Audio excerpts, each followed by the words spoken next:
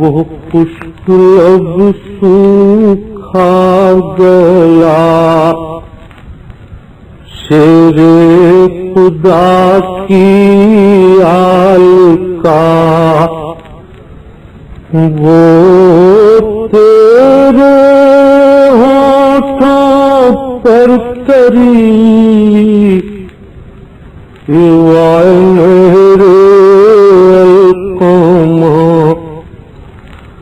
طوفان اٹھانا تھا تجھے یا سوکھ جانا تھا تجھے کچھ تو نے خدمت ہی نہ کی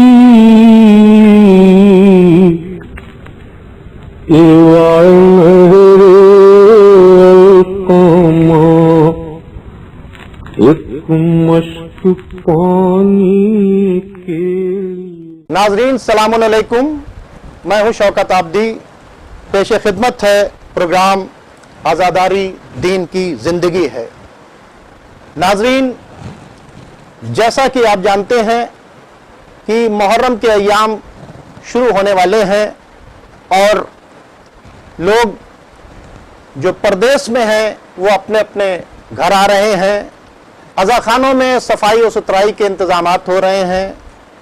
انجمنیں، علماء، ذاکرین، خطبہ اپنے پیغام کو دینے کے لیے پوری طریقے سے تیاری کر رہے ہیں، اور جو دوسرے لوگ ہیں، کامن مین ہیں، جو ہمارے نکلتے ہوئے جلوس کو دیکھتے ہیں، ہم کو ماتم کرتا ہوا دیکھتے ہیں، وہ ہمارے بارے میں کیا سوچتے ہیں اور وہ کیا ہم سے جاننا چاہتے ہیں، ان کو کس طرح کی غلط باتیں پہنچائی جا رہی ہیں دوسروں کی طرف سے، ان تمام باتوں کا صحیح جواب دینے کے لیے ہم نے یہ پروگرام یہاں پر رکھا ہے۔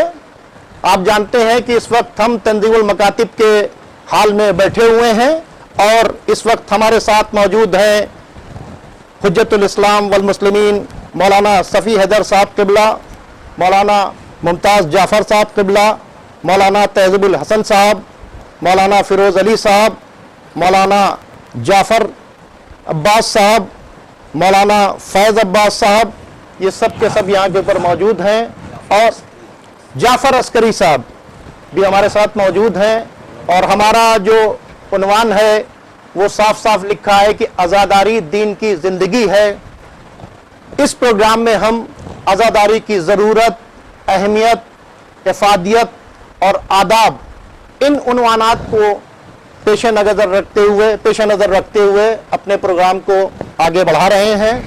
تو اب میں سب سے پہلے حجت الاسلام والمسلمین مولانا صفی حیدر صاحب قبلہ سے گزارش کرتا ہوں کہ برائے کرم سب سے پہلے کامن مین تک اس بات کو، عام آدمی تک اس بات کو پہنچائیں کہ آخر عزاداری ہے کیا، تاکہ جو لوگ نہیں جانتے ہیں ان تک بھی یہ پیغام پہنچ جائے۔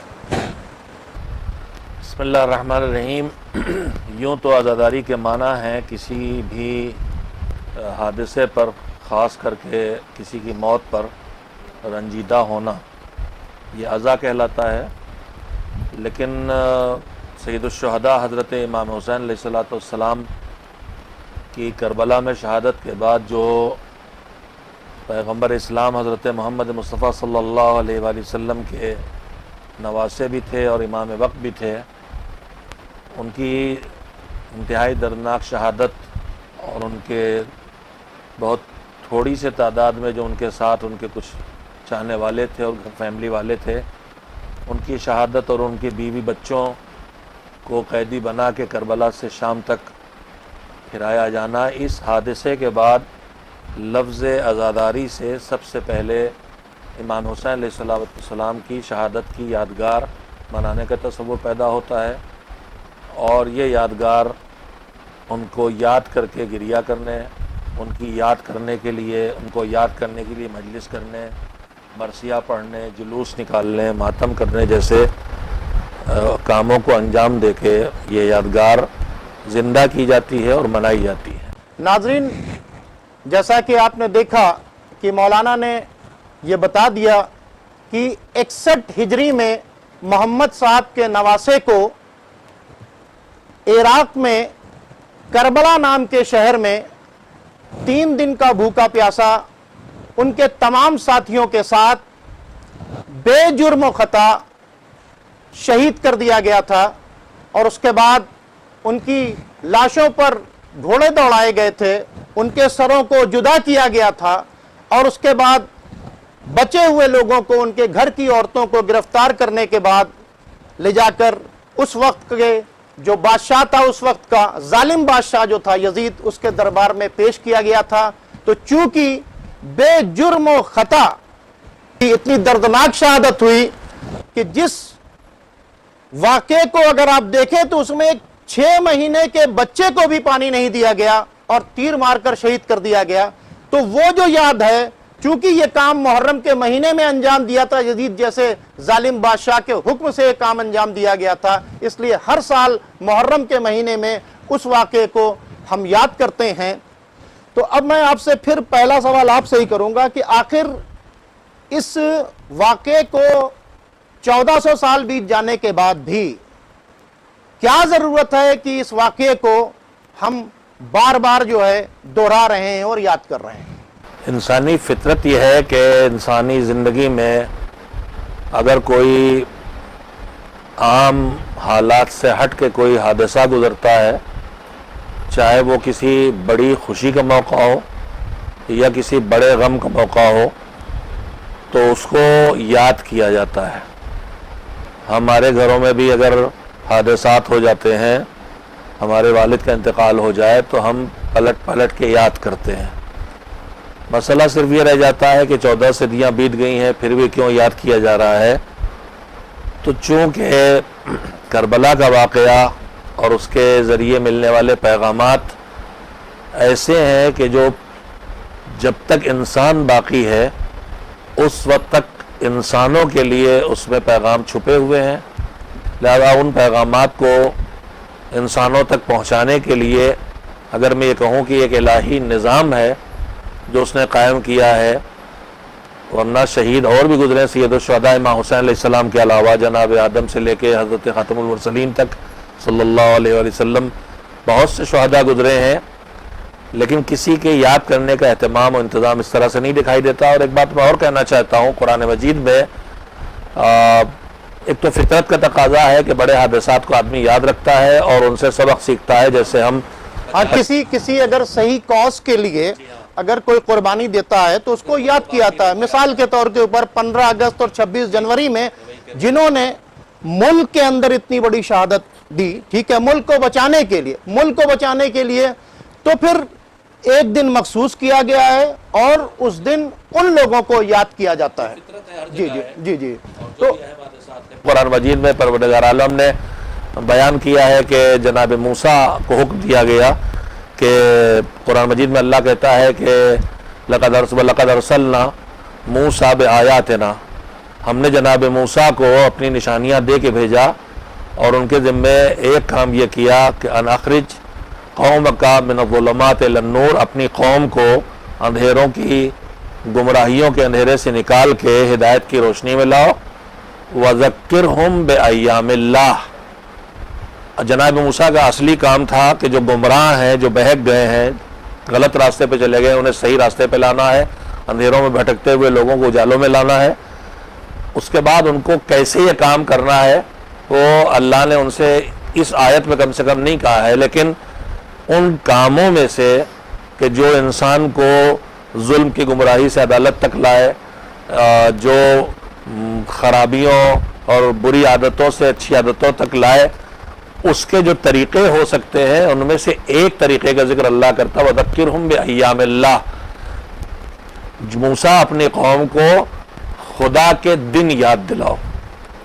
ہر دن اللہ کا دن ہے، ہر مہینہ اللہ کا مہینہ ہے، ہر زمین، ہر کائنات کا ہر حصہ اس کا ہے، لیکن ان میں سے ایک جگہ بیت اللہ کہلاتی ہے، اللہ کا گھر، ایک مہینہ رمضان کا شہر اللہ کہلاتا ہے، اللہ کا مہینہ۔ اسی طرح سے اس نے ایام اللہ کا دن کا لفظ استعمال کیا ہے کہ اللہ کے دنوں کی یاد دلاؤ۔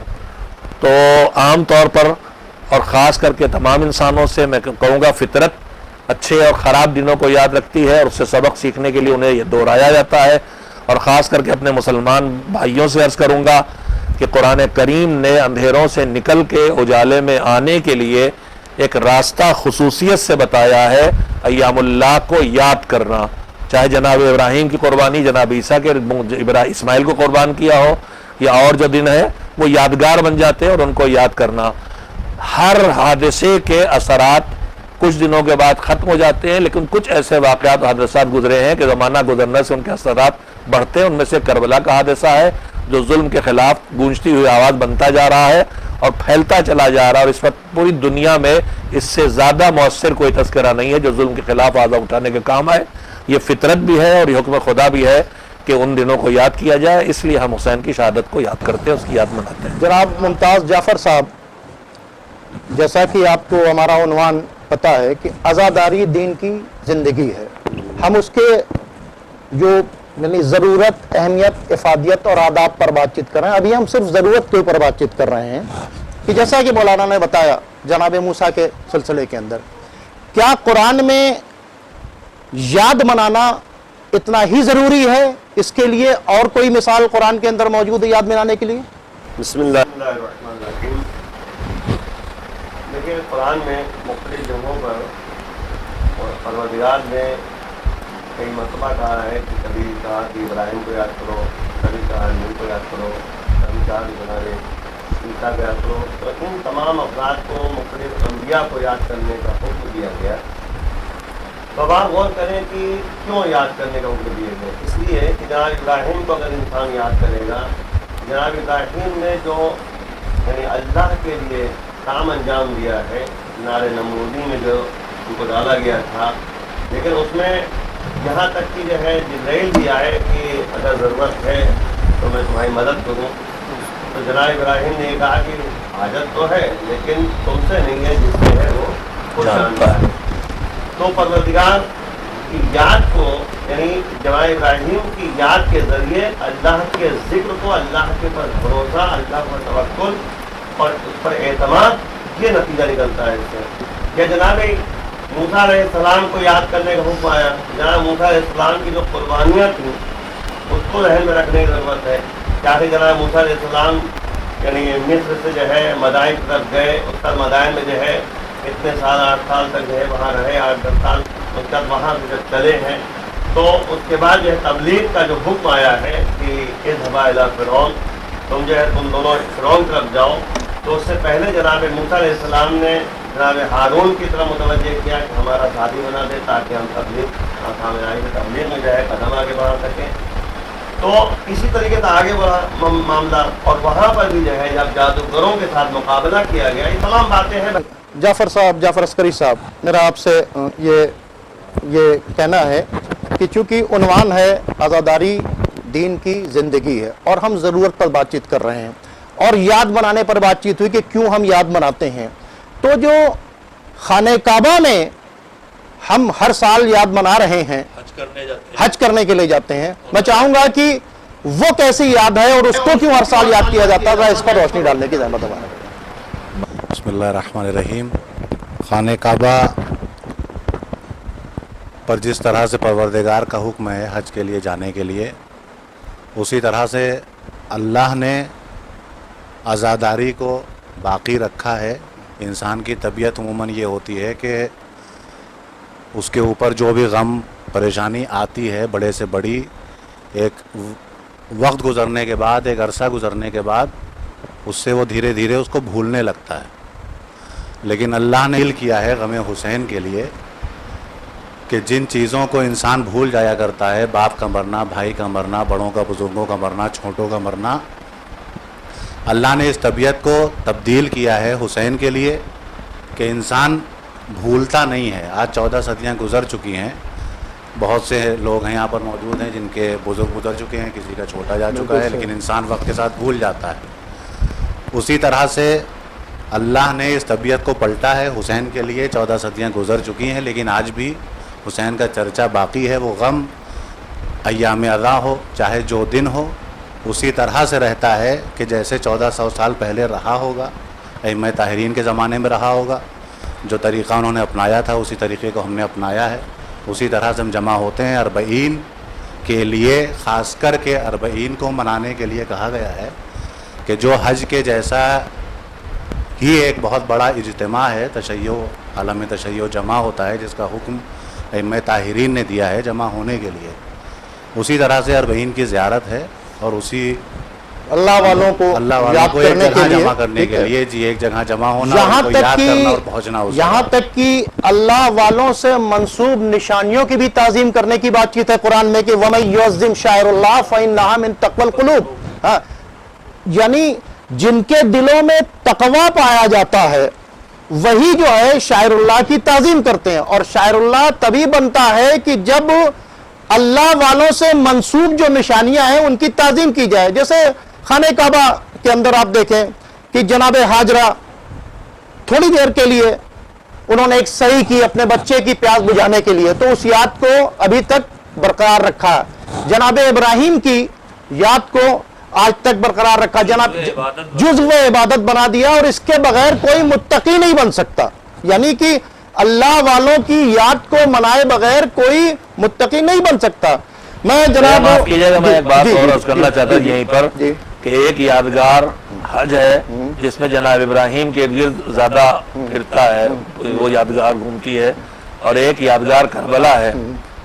लेकिन हज में फितरत लेके नहीं मैंने जाती सवाल है। देखिए इसलिए कहा, हज पर लोग नहीं कहते कि हर साल क्यों जा रहे हो, हर साल क्यों याद मना रहे हो, हर साल क्यों सही कर हुक्म रहे खुदा है हो, इसलिए लेकिन कर इमाम रहे हैं। हुसैन का जी, इसलिए मैं चाह रहा मैं हूँ वही अर्ज जी। कर रहा हूं कि हज पर हुक्म खुदा है।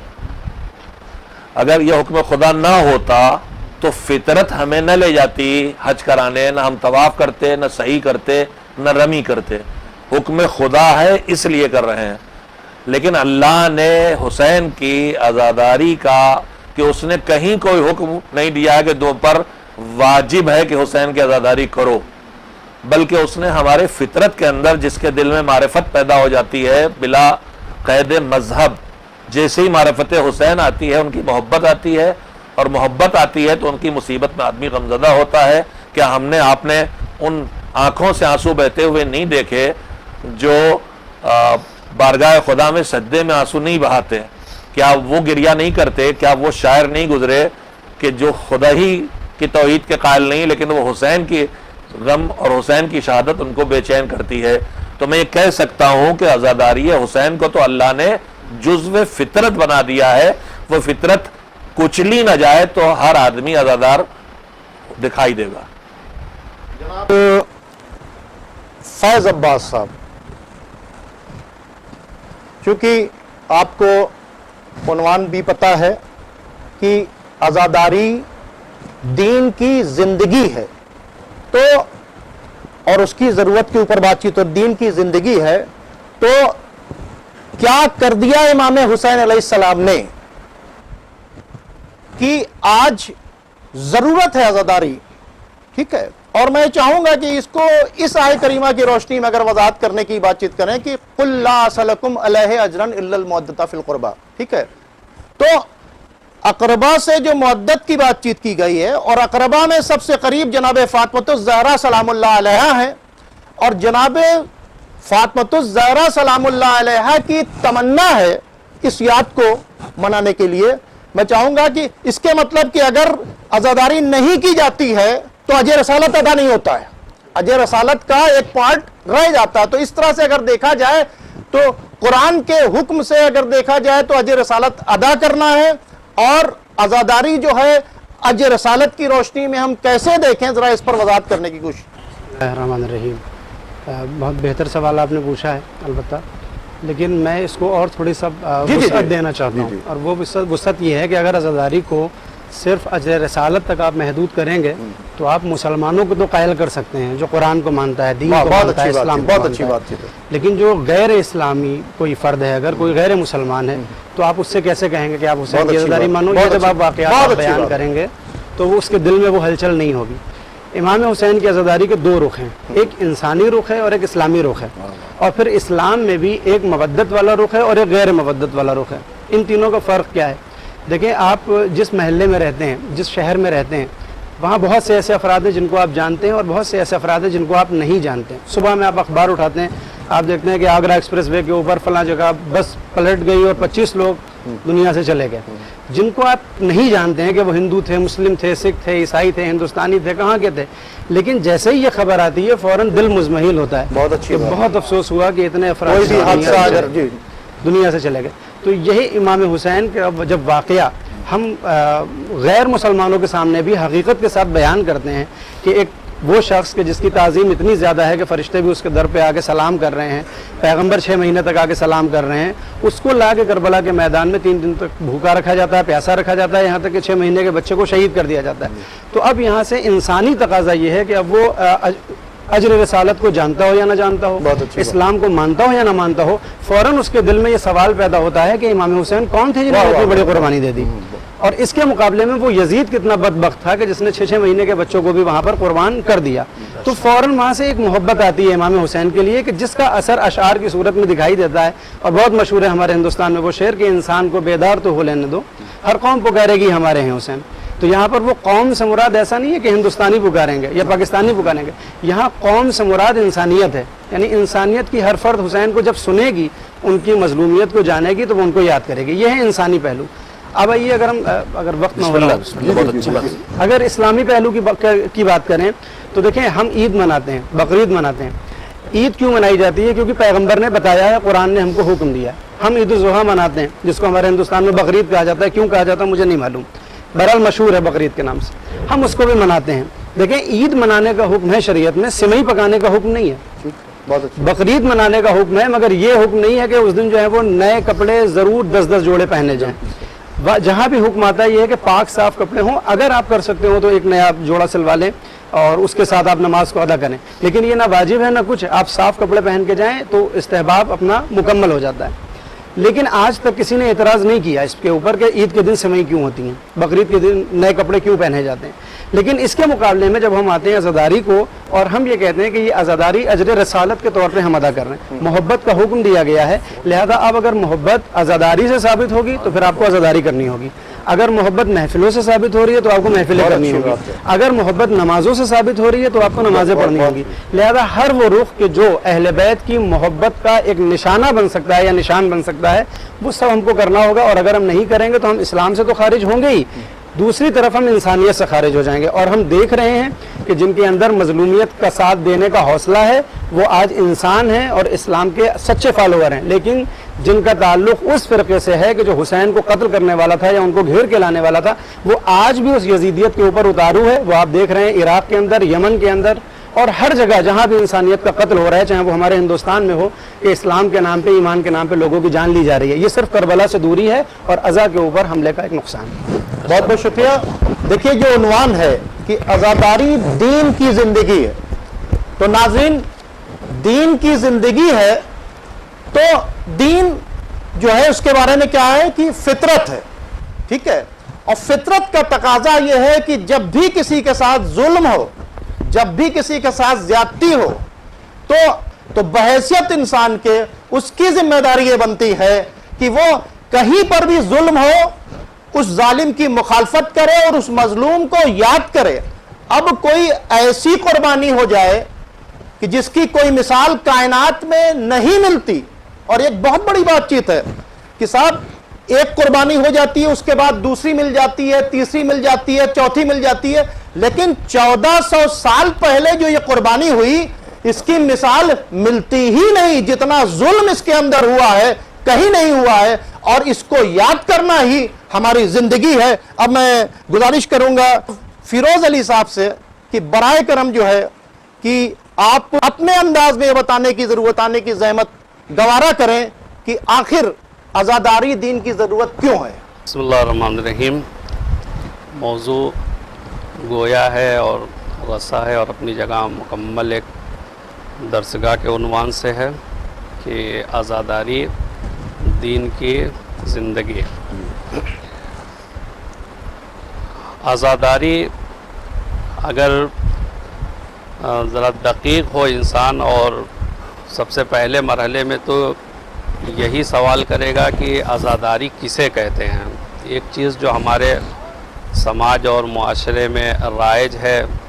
मजलिसें बर्पा कर लेना, जुलूस हाय अदा बरामद करना, अज़ा खाने सजा लेना, या घरों में ताज़िया रख लेना, या आलम वग़ैरह का इंतज़ाम कर लेना, या और दीगर इस तरह के रसूमात और मरासिम जो पाए जाते हैं, क्या इन्हीं को आज़ादारी कहा जाता है, या आज़ादारी इससे ज़रा सा हट के और या इन चीज़ों को शामिल हो के उससे एक बुलंदतरीन काम का नाम है। फ़िलहाल उस मौजू में नहीं जाएंगे, लेकिन वाक़े करबला के सिलसिले में अभी मैं चाहूँगा ज़रूरत तक बात कीजिए, इसकी डिटेल में हम आएंगे, अगले प्रोग्राम में आते हैं। ज़रूरत क्यों है कि इंसान आज़ादारी करे? सारी बहसें जो अभी तक हुई हैं उनका ख़ुलासा ये था कि इस वाक़े को हम ज़िंदा रखें और इसको याद करें और इसको मनाएं। खुदावंद आलम ने भी उसका हुक्म दिया। कुरान मजीद ने बहुत से वाक़यात ज़िक्र किए हैं, और वाक़यात के तज़किरे में जो असल मकसद था इबरत हासिल करना, इसको कभी वाक़े से पहले ज़िक्र किया कि तुम्हारे लिए इस वाक़े और क़िस्से में आयत है यानी इबरत है, और कभी वाक़े के बाद ख़ुलासे के तौर पे और नतीजे के तौर पे उसको बयान किया कि इबरत हासिल करो। अब ये जो वाक़या हम बयान कर रहे हैं या जिस वाक़े को हम याद कर रहे हैं, जिस वाक़े की याद मना रहे हैं, उससे हमें इबरत हासिल करनी है अपनी दीनी ज़िंदगी में। चूँकि दीन की ज़िंदगी है आज़ादारी, मौजू यही है कि दीन की ज़िंदगी आज़ादारी है, तो हमें उस वाक़े से इबरत हासिल भी करनी है। और बहुत हसीन जुमला है आयतुल्लाह उज़्मा जवादी आमिली हफ़ज़हुल्लाह का, कि उन्होंने फरमाया कि तमाम वाक़यात उसमें एक पहलू मिलता है इबरत का, लेकिन वाक़े करबला वो वाक़या है कि जो आबरा भी है और इबरा भी है, यानी इबरत का भी पहलू पाया जाता है इसमें, और दिलसोज़ी और आंसू का भी पहलू पाया जाता है। आबरा अना कतीलुल आबरा ला यज़कुरुनी मोमिनुन इल्लस्ताबरा, यानी मैं कतील आबरा हूँ, कोई मुझको याद नहीं करेगा मगर ये कि उसके कोई मोमिन मुझे याद नहीं करेगा मगर ये कि उसकी आंखें नम हो जाएंगी। मैं चूँकि प्रोग्राम का वक्त ख़त्म हो रहा है, मैं चाहूँगा कि मुख्तसर अल्फाज में अपनी बात को समेटने की ज़हमत गवार। अल्फाज में बस यही है कि वाक़े करबला को हम इसलिए मनाते हैं और याद करते हैं कि एक तरफ से उससे इबरत हासिल करें कि कौन से ऐसे हालात और कौन से वाक़यात ऐसे पेश आए और कौन से असबाब और अवामिल थे जो सबब बने इस बात का कि वो फ़र्ज़ंद रसूल, जिसको लोगों ने रसूल के साथ इस तरह से मोहब्बत भरे अंदाज में देखा, और रसूल नहायत एहतराम और इज़्ज़त व इकराम सब कुछ करते थे, हदीसें इरशाद फरमाते थे, फ़ज़ाइल बयान किए थे।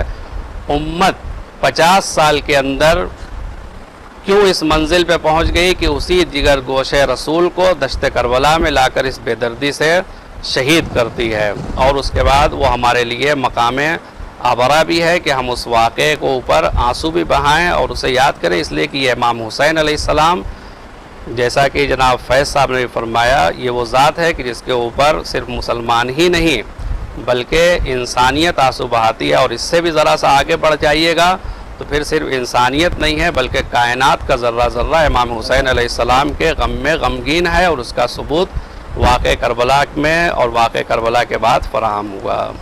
मैं जनाब तहज़ीबुल हसन साहब से मैं आपसे चाह रहा हूँ तहज़ीबुल हसन साहब कि आप भी ज़रूरत आज़ादारी की क्यों है इस पर रोशनी डालने की ज़हमत गवारा करें, क्योंकि वक्त कम है। मैं चाहूँगा 2 मिनट में आप बात को। ये हयात और ज़िंदगी